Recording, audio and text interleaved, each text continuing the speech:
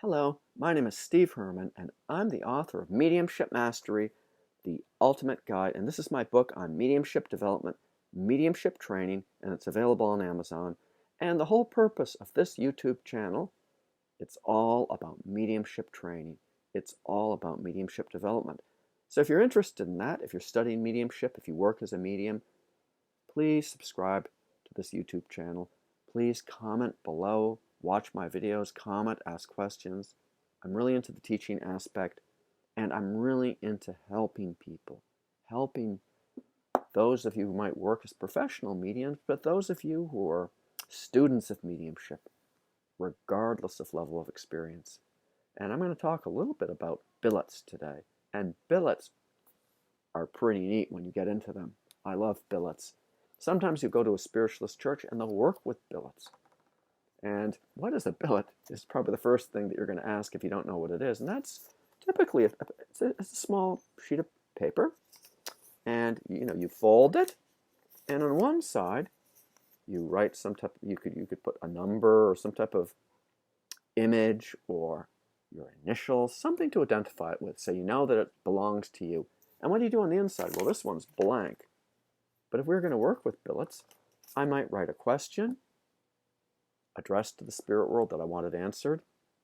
I could just scribble some stuff in it. I mean, what really matters with a billet is you get your energy on it. Now, you put the billet, after you've completed it, you fold it and you put it in a basket or a container or box. And the medium will pick the billets belonging to the recipients, however many there might be, and individually connect in with the spirit world and bring through communications. And they don't necessarily even need to read the billet, do they? It's really nice. It's a bit showy. It can be very sensationalistic, and people love it. People think it's pretty neat. Now, do you need to have anything written on a piece of paper? No, of course not. On the other hand, one thing that is pretty interesting about this, I mean, you could work really two ways. You can work with the spirit world because they know who this belongs to. If it's got someone's energy on it, they know what the questions the person's asked. If that's what they're wanting answers for that, they can arrange to have different loved ones or communicators come through and provide evidential information. So you can work that way, just make a direct connection with the spirit world. Or another way, it's just like psychometry. Someone holds this paper, they write on it and they put their energy into it.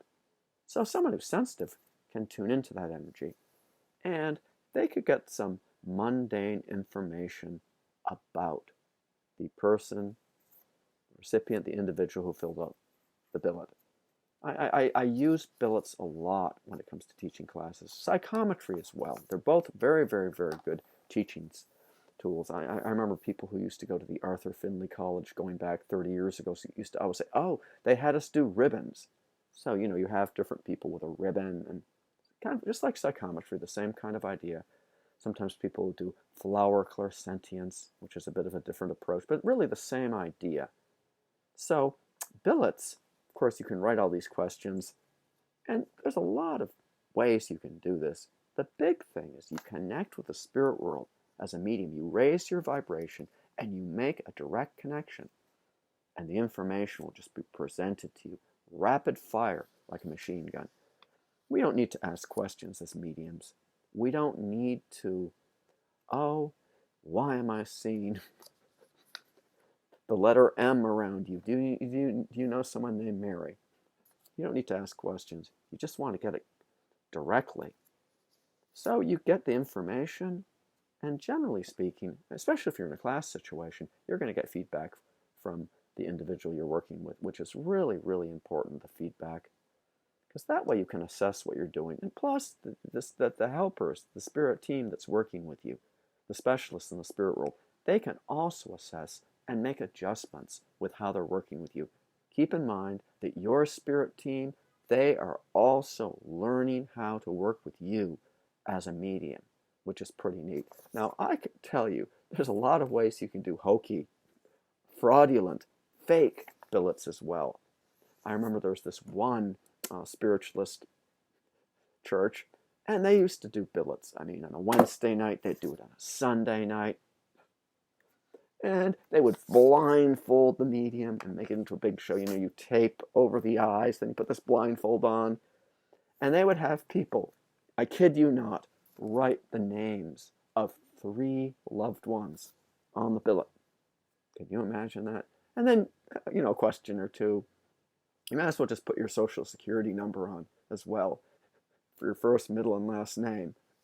So what would happen is they would have all these billets in a basket up there, and the medium would be standing up there on the platform, and my gosh, you know, if you wrote whatever question you answered, it would be answered. Whatever spirit loved one you wanted to hear from that you'd written down, you'd get them first, middle, and last name if that's what you had written. And I remember going to this place quite a few times. And it was, I mean, these mediums who were doing this, well, they really weren't necessarily mediums, but they're pretending to be mediums, purported mediums. I mean, they knew the pattern. They knew how to articulate things and present things. Very dynamic and very showy.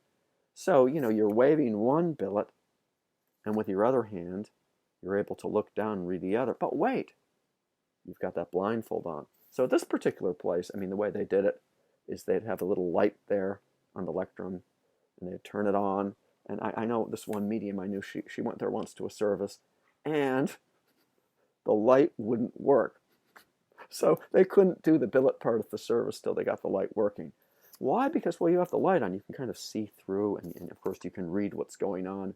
A friend of mine who's a medium in Cassadaga, Florida, he grew up in the movement. He's a medium, very good medium.